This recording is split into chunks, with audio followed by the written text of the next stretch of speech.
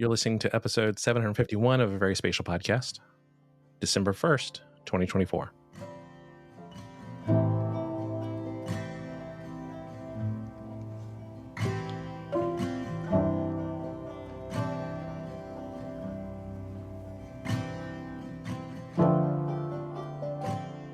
Hello and welcome to a VerySpatial Podcast. I'm Jesse. I'm Sue. I'm Barb. And this is Frank.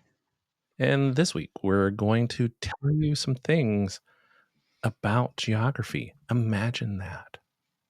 Mostly news items, though. And one that we begin with is one that is not new. It is a repeat from 2022. Oddly enough, Microsoft is highlighting Microsoft Places again. I'm not sure if it's because people didn't notice it. Maybe they're touting it and people are saying that it's new because they're adding AI. Yes, it's absolutely because nobody noticed it. Because nobody noticed it. It's an add-on. All you have to do is go into the add-ons. It'll tell you that it might cost you more. Or if you already have Teams Premium at your organization, you already have it. And if you don't have Teams Premium, then potentially if you have an Exchange license, you may have parts of it. Like most enterprise software, you just don't really know. You can try adding it to your account and see if it works. And to be perfectly honest, I still don't get the point. We had a conversation about this already, right? Go back and listen to episode whatever the hell it was. And I still don't get the point of this thing. I just don't. So you have these rooms, right? And these rooms aren't static rooms. They're able to be used by anybody. And then you have people. Some are in the office, some aren't in the office. And the software goes through and says, okay, well, you want to meet. This room is available at this time. And you can have this many people in that room. So use that room with these people. And everybody, you have this now added to your calendar or something like that. It's not really Places like, but you know. It's a terrible name. Let's start with that. But first of all, there's tons of things that do this already. And second of all, it talks about in the news article we linked to, it talked about like hybrid work and remote work and stuff like that. And not to get into a really tangentially geographically related sub rant, but there's all this stuff in the news now about how a lot of corporations are canceling these things and they're moving towards a more traditional everybody in the office type of scenario. And it's very interesting to me that the corporate world is still wrestling with the notion of disjointed geographies in the workforce, but coming up with software solutions to deal with this thing that they don't know what to deal with, so they're getting rid of it. It's just a weird place for us, no pun intended, for us to exist in. But it still works for if you have everybody on site as well. So yes, it has like a nearby function. So this way you can't hide, I guess. So they can know that not only is so and so in the building, but guess what? They're like 2 rooms down the hall. That's not creepy. So or whatever it is. So. And they're also going to add Copilot to it, I guess, later this year I don't know. I'm not sure what Copilot could add to it too much. But hey, I don't use it. So I don't know, but all I was thinking is this would be a great time for them to bring back Second Life and then add a Second Life function to it. So you've got the rooms, but you've got your avatars and they live in that meeting room. Well, there's tons of those out there. Yeah. And you can even do them with head-mounted displays. So if Microsoft hadn't just killed off the HoloLens and their VR focus areas. Actually, I'm not sure how much they cut it off, but the actual Microsoft partnered headsets I think have also been discontinued. But I think they're still supporting or either way, you can still do, virtual rooms in addition to virtual rooms. So here's my creepy story of the week. Ready? This is where I think the Copilot thing just makes it creepy. And this is CarPlay. It has nothing to do with Microsoft or anything that they're offering, and it's not work-related whatsoever, is that, okay, on Monday nights, I take guitar lessons at a local music store called Follies. And clearly my phone has realized that at a certain time of day, I go to work, at a certain time of day, I go home. And when I open up CarPlay in my car, by the default screen, it has my music and it also has the navigation screen, and it usually shows me, this is where you're going to go to next. Well, the other day, on Monday, I got into my car, and it went, okay, here's how you get to Follies. And I was like, well, first of all, I know how to get to Follies. Second of all, it's kind of creepy that that that's where I'm going right now, because most weeks I do it. Sometimes I'm busy with work or something and I just can't make it to class. But that's just creepy. I can't even imagine how creepy it would be for my Teams app to tell me, hey, Bob's next door and he's free for the next hour, so you should go harass him. I'm like, just leave me and Bob alone, okay? We can have a conversation if that's what we want to do. That's all I'm saying. One of the things that I teach when I teach basically what would be considered the digital earth class is we start out with the psychology of creepy, the geography and psychology of creepy, and go over it, because then when we get into the timelines of geospatial technologies, we can talk about these things about, thinking about how people receive them. And it's always really interesting to go through and think about, how do people feel about this technology today? How did they feel about it in the past? And what's the creepiness factor, which is it knows more about you than you want it to. Continuing on with the creepy factor, if you have been using Foursquare, and nobody, to be honest, is probably checking in anymore on Foursquare, but if you have in the past, your data has been now used to help create the Foursquare open source places dataset. And this is a base layer of 100 plus. What am I supposed to try to take with that? 100 million plus? Yeah, there are 2 M's plus? there. I'm gonna assume that it's over 100 million global places of interest, which includes 22 core attributes, and it's updated fairly regularly. Yes, please. Square meters? I mean, technically 2 M's would be squared, but 100 square meters is not that much. That's But places you would think would be point data, so it'd be quantity. yeah. I mean, that's interesting. We're just gonna. It's a lot. How about Yeah. that? It's a lot. Yeah, and they'll tell you more about it later on in the blog article if you go to the show notes and read it. But I think the key here is that there's a recognition that Foursquare has not been pushing their data on a broad level. They have been working with commercial organizations and such and selling it in various ways. But this is a recognition that and they even mention things like OpenStreetMap. And so looking at, various open initiatives like OpenStreetMap, of course, newer initiatives that are building from kind of this corporate enterprise level of data collection and up to make unified data sets that lots of people can access.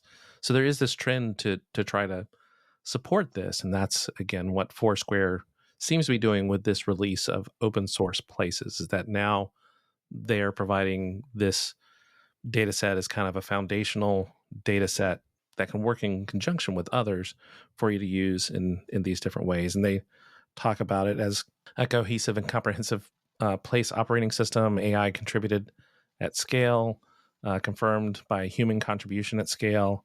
So, they're looking at how they've put it together and how they're going to take it from here. And you can look to see what they're looking at now in the show notes, as well as their placemakers. That's the name, right? Yeah, FSQ placemaker position. So they're releasing these now, and they're going to open it up for other people to begin to utilize it and grow it. Because, of course, this isn't meant to be a static data set. And so you can go and find out more about the placemaker part of it, which is coming in the future. So you did discover a typo, I'm pretty sure, because when you go to the schema, which is linked in the article that we linked in the show notes, and you can find out a lot more about what kind of attributes and things that they collect. It's kind of interesting, and particularly if you're a schema nerd. But then you go to the about piece and you look at it. It's 100 million places, and I think it's supposed to be 100 million plus places because it is slightly over 100 million places. And I think somebody just inadvertently typed an M twice. Yeah, I don't know. Thoughts on Foursquare moving into the open source places? Well, I thought it was interesting too that in their post announcing it, that they kind of went back and said, look, we benefited a lot from open source over the years and utilize that stuff and recognize the importance of having those things out there, and that data is one of the things that has often been proprietary. And you see the cool stuff, people, they kind of guard it closely. So, I mean, I think it's going to be a really interesting data set. And you can get the current or the latest version of the OS places now. It's, of course, the placemaker where you get to contribute that isn't quite ready yet, and you can kind of join a list to get notified on that. But I mean, I think there's a lot of potential here. In fact, I may download it and take a look at it myself. I thought it was interesting that one of the reasons why they're doing this is they talked about the maintenance of such a large real-time dynamic data set, that that part of doing something like this and keeping it alive and keeping it useful is having to maintain it, and that their hope is that by making it open, that will make the maintenance easier, faster, more efficient. It is worth noting that if you go look at the Places API and you go, well, it's not quite everything I wanted, even though it's free and it's open, that's cool. But they do have something called Places Pro, which is a premium data set you could subscribe to. And it looks like it's using machine learning models, like everybody is now, to try to extrapolate this data using other data sources or link it to other data sources. So there are subscription options available. It's all in early access for right now, according to the page. But they are still continuing with some form of pay model if that's something that your organization needs or prefers. We can point to organizations like Overture Maps as kind of a comparison, though, of course, there you have a lot of different organizations that are working together, but Foursquare is not one of those. So while you have organizations like Amazon, Meta, Microsoft, TomTom, Esri, and the list goes on, it does not include Foursquare. So kind of I would think of it as working with both things as opposed to one versus the other. I was going to say, you just take them all if you need them. Yeah, open is open. I got to be honest with you. I haven't thought about Foursquare in a long time. Since the last time you checked in with this Foursquare app? I think it's probably 5 years, which is, it's interesting because it was such a thing for a while, right? And so was, for example, Pokemon Go. They're both kind of things that sort of had a shining star that just sort of waned. To be fair, Pokemon Go is still in the, if not ascendant, still stable. Well, it's definitely stable. I'm just saying that, it just kind of went into the popular culture and then kind of went out. And I think that an interesting thing, I genuinely believe that the COVID lockdown situation is what partially made that happen. Like you didn't think about that stuff anymore. Because I was just thinking, when's the last time I thought about Foursquare? And I was like, well, it was before COVID. So when you really couldn't go anywhere to do those type of things anymore, you just kind of forgot about them. Of course, speaking of Pokemon Go, Niantic is our next organization we're talking about, and their attempt to utilize, again, the user's generated data to create something. And so talk about LGM, so large geospatial models, as opposed to trying to figure out how to get LLMs involved and working in the geospatial arena and GeoAI. They're thinking of this as the foundational model being the geospatial, and they're using it as part of their already existing visual positioning system that they've had people, scanning all kinds of things that are Pokestops and such around the world for, I don't know, that's been in the game for at least half the game, for at least the last 5 years or so. And so, yeah, it's interesting to see that we keep seeing companies coming around to, well, we're doing a lot of data collection, and this is finally a way that we're going to make it possible for more people to use. So whether it's in Pokemon Go or one of the other 5 games that I think still are using that same foundational code, they are still collecting data. And if you go to the show notes, it gives you kind of a map of places where they do have lots of things mapped. And so using these small scale, large scale, small area data collection, figuring out how to tie that into broader data sets to go from this local to the global is kind of what they're talking about in this particular article. Something that is interesting in the article that they jumped out is, I'm just going to read this. When you look at a familiar type of structure, whether it's a church, a statue, or a town square, it's fairly easy to imagine what it might look like from other angles, even if you haven't seen it from all angles. As humans, we have spatial understanding, which means we can fill in the details, blah, blah, blah. It's interesting to me because what immediately popped in my head when I read that was, I can't even begin to quantify the number of times I've been really wrong. You go, oh, the church had this, and you go to the back of the church and you go, oh, wait, no, it's got a whole thing out back there that I didn't even imagine was possible. And so I think this is a really interesting approach, and it's also going to be really challenging. And I'm wondering if it's going to end up being a little bit like generative AI of art. You make the thing that looks like what you think it will be, but most humans don't have 6 fingers, that type of situation where it infers something there that just isn't normal. It will be really interesting to see how this turns out. I think it's going to be an iterative, I almost guarantee it's going to be an iterative process. That's going to take a few years to work out a very useful functionality for the general public. Really, and I actually zeroed in on that part too, because it made me think back to a technology that never made it out into the consumer world, right? But that we used and talked about on the podcast in the past, Microsoft PhotoSynth. And we all thought that was really cool, but that was the weakness of it, right? Is because it scraped the internet to create, 3D point clouds of things. But when we tested it, and we even tested it in our virtual reality cave at WVU, is that the biggest problem is that you would not get the pieces that were not of structures of landscapes that were not in the photographs, right? People tend to face it and it's their view. So it's kind of, and it's interesting. So that was a huge weakness of it. And we, on our small attempts, tried to kind of mitigate that and using the point clouds to create things. So a thorny problem that's been around, right, is recreating the world when the humans that are doing it can't go certain places or don't. And, you have to kind of, as I say, extrapolate if you want to have that 3-dimensional build. So it's an interesting problem, but I think you're absolutely right, Frank, that I mean, you assume for the purposes of these models, right, the sameness of things. A church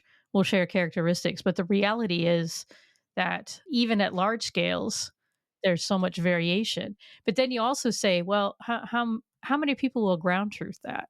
And if they do, you can update it. So I think it's interesting. Yeah, I was thinking about the ground truth thing because it made me think of an interview that was with the founder of OpenStreetMap, where he talked about apps like OpenStreetMap as the reason you get so much data is because it's almost like a hobby. So it made me think that all these things that people do for fun are going to be really powerful for ground truthing because you're more likely to get input or multiple inputs on a location. Yeah, I think that the interesting thing here is that machines will always struggle with just like humans, we struggle with it too. We make a presumption of this is what should be next, but we don't have all the information. It's incomplete information. So there should be an XYZ on the back end of this thing, and it should look like this. And then when you go look at it, you go, well, it doesn't look anything like that. And then you find out because somebody made a big donation of a ton of bricks, literally, that, oh, that's why they built this whole wing on the back end, or they ran out of material and they shortened that a little bit, or, whatever it may be, that type of, who would know that? And a lot of that's lost to history too. So, things that we have to do, and really this is Sue's area of expertise more than mine, but you have to sort of infer, and Jesse's, infer things and a lot of times it's inferred based upon current norms and understandings and all that sort of thing. And the reality is you may never know exactly why the thing isn't at 90 degrees or whatever that you're presuming must be true, but factually isn't. And I think it's going to be very difficult for a large geography model to incorporate that fuzzy information. I think the real power here comes when the large language model approach, concept, thought, I don't know what the word I'm looking for here, philosophy, integrates with a large geography model to get that more fuzziness in there and be able to have that degree of, oh, well, this was made by this builder and he had a perchance for making things at, perfectly right angles or not perfectly right angles or whatever it may be. But you can also see, of course, where we can take the collected footprints from an area, which we can do through aerial AI activities, and machine learning, and then tie that in to the large scale point cloud data that groups like Niantic and others are collecting, and being able to kind of invest some of that. Well, here's the footprint. What would you do with the footprint? And really, it's kind of an extension of what City Engine was doing whenever Esri bought them. And I think we can all agree that was the reason that they bought that product and brought it into ArcGIS, because it was a way to do supervised terrain generation. So, we're already talking about the use of AI and doing that there. It's just a different idea from what we're looking at currently in terms of the generative models, those things that we're playing around with. So, yeah. Yeah, but I think, and this will remain to be seen, but I think what Niantic has hit on, right, is they have millions of users, right, a huge user base that they've trained to, as you say, add Pokestops and do all of these things and collect that information. So that's an enhancement that these other software packages and these other models to try to generate landscapes, that's an advantage they didn't have. That you can, and again, it'll be selective, but you can essentially ground truth and train the model even better. And so that's the interesting part, is to see what they use that for. Amusing thing for me as someone who regularly uses Pokemon Go is they are desperate for people to use that scan function, and just people aren't using it because the return on investment of standing there and walking around something to scan it and make sure that it's perfect for the way that the software wants it to be done is just not, unless somebody's just standing there and going to be there for a while anyway, there's just no real incentive to do it. So they've tried to, and then they've tried to use a stick to get people to do it, and it just they've not been successful. So enough people are doing to make it useful. Yeah, I was going to say that's a small percentage is still more than others have the advantage of. Yeah, like a geospatial modeling Ender's game, training the game. That's a deep cut science fiction thing for anyone who. Anyway, I did want to point out a couple of things from the. Because we've never done deep cuts on science fiction. That's true. It's never happened. I did want to point out a couple of things that I really liked in the article. One, it's a visual positioning system. Okay, for you corporate people out there, not everything has to be a positioning system. I just point that out. It doesn't have to be. Secondly, it's 50 million neural networks. That's impressive. I mean, large is barely covers it. And then you read 150 trillion parameters, not data points, parameters. My goodness, that's large. Just seems a little bit of a little modest. We were all worried about Skynet. No, it's actually Niantic, right? Yeah. I mean, amazing. And so, speaking of people that we always worry about, then we can call them Alphabet, but we'll just talk about them as Google. Google, if you are a person who has used your Google location history, so either turn that tracking on the mobile app or use it in the browser or any way that you may have used it in the past, keep in mind that you are at the end. So Google location history in the web is going away, and it may have already gone away for some people, but everybody else probably has a couple of days at least left to capture it. And it will be, I think they said, available for download for a little bit longer, but you're not going to be able to actively add it. And that's because it's moving to on device. And once it moves to on device, there'll be, I think, a short overlap of time where it's on device, but you can still download it from the web. So if you want your Google location history, go download that. You have to go into the, what's it called? The takeout? Yes, the takeout, which of course from there you can download any of your Google information and delete it if you want to as well. So go to Google Takeout. If you just want the location information, deselect it all, just grab the location by selecting it and doing the save. But yeah, I mean, it's always there for you to be able to do that, except for this one, which is going to be going away. I read this and I thought, oh, yeah, it does that. I forgot. It's just one of those if things. you had it turned on. Even there was an option. And then it was, and I'm pretty sure the reason mine was never turned on was that I had the exact same thought pattern in 2017 or whenever it was available for iOS. I went, oh, that's interesting. How would I use that? I don't know.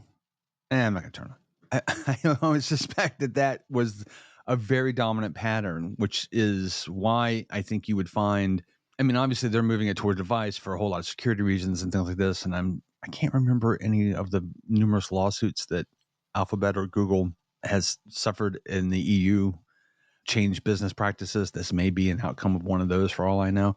And many times companies like this find it just more advantageous to just blow it out everywhere rather than just say, well, if you're in the EU, it works this way. If you're in this place, it works that way. So you can see why it's happening, but also what do you use it for? Well, I used it to show my class. So this is where I went on this trip, where I went up to New York and then West Virginia, and then went over to, after coming home, went over to San Diego for that summer in 2012. Ironically, the one I used for my class looks exactly the same. I wonder where you got it. I wonder how that happened. Yeah. Other than, no, Your Honor, he couldn't have done this whatever bad thing because, that type of scenario. I'm like, why would I use that ever? I mean, for the most part, it's kind of interesting to me, and this is a thing that I've run into. This is not geospatial, but this is a thing I've run into that I think has been a bit of a challenge, is that the way I'm used to thinking about computing technology, and we've talked a little bit about this, is that, you have folders and subfolders and subfolders, and I don't necessarily remember what the name of the file of whatever it is I'm working on is. I just kind of remember I would have put it under here, and then I probably would have put it under here, and then that's probably where it was at, and then I could find what I'm looking for. Instead of remembering exactly what it's called. And I can imagine that in a timeline situation like that, where you've been, for me, it's like, oh, what was that coffee shop that we went to that I really liked the coffee? Oh, it was on this day, and we went up to the Strip District in Pittsburgh. Let's just Google all the coffee shops in the Strip District in Pittsburgh. And then I'll go, oh, it's like around the corner from Penzies. And then I go, oh yeah, okay, that's the one that I must have really liked. Rather than like just go look at my map and go, well, on one, I have to remember what day it was there that I was there. But that's just my approach to thinking about location, and a much more fuzzy approach as opposed to that specificness. So I just don't know where I would use this functionality, even on device.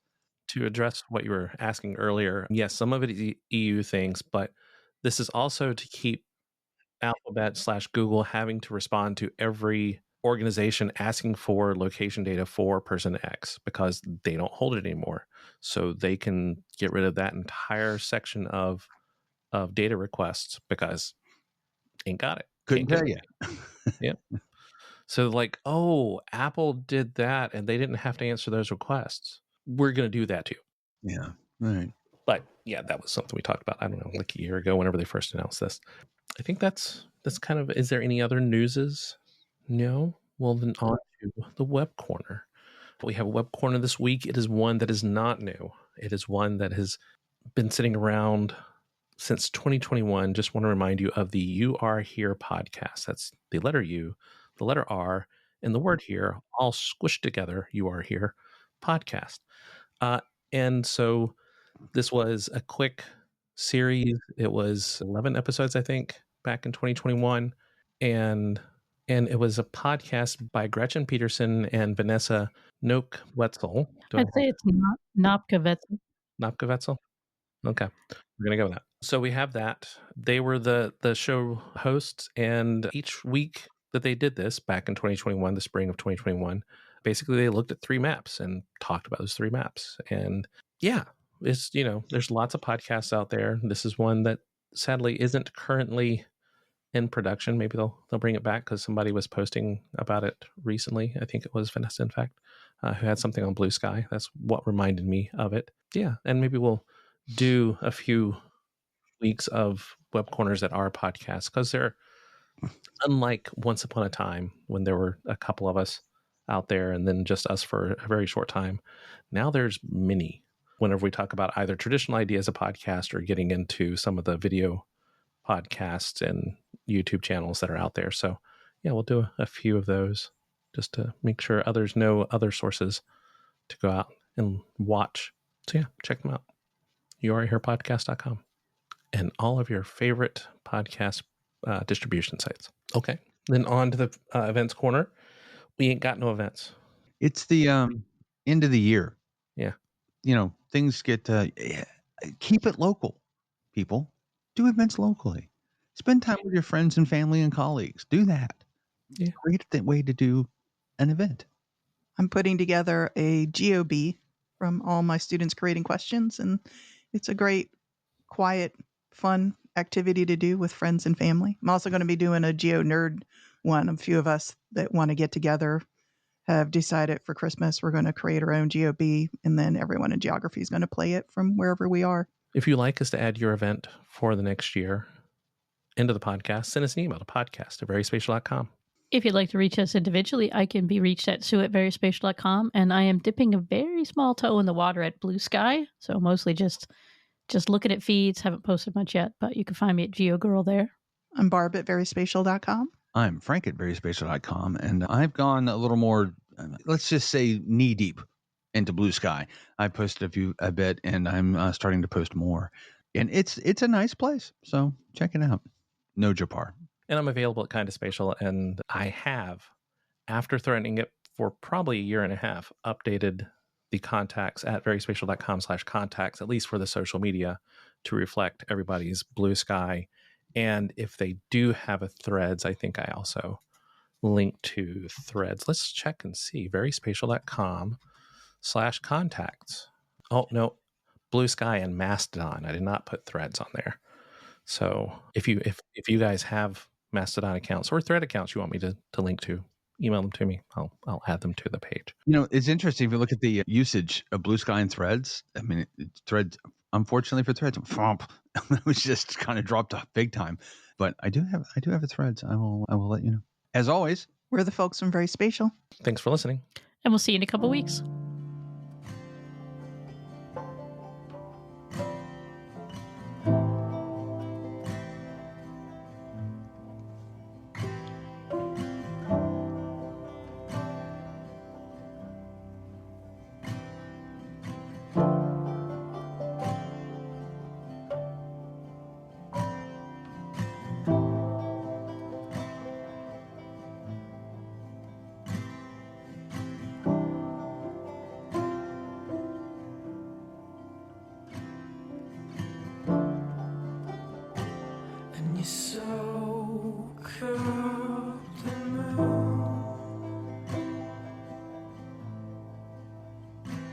While you're stuck here,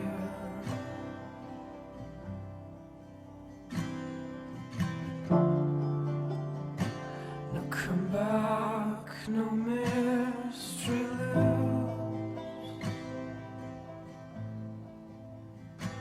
While you're in there,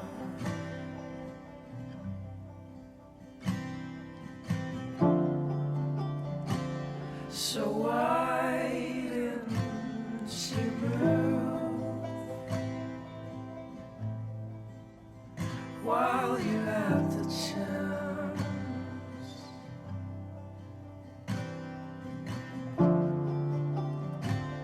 Oh, why didn't you do something relevant?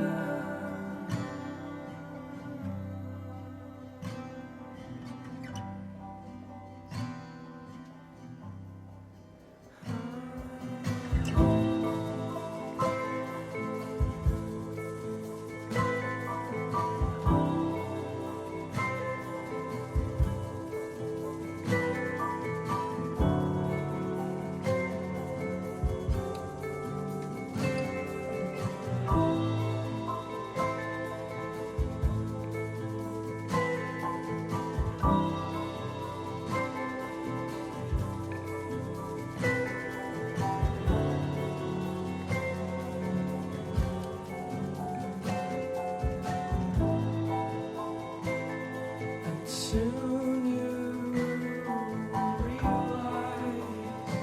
why you started it all over.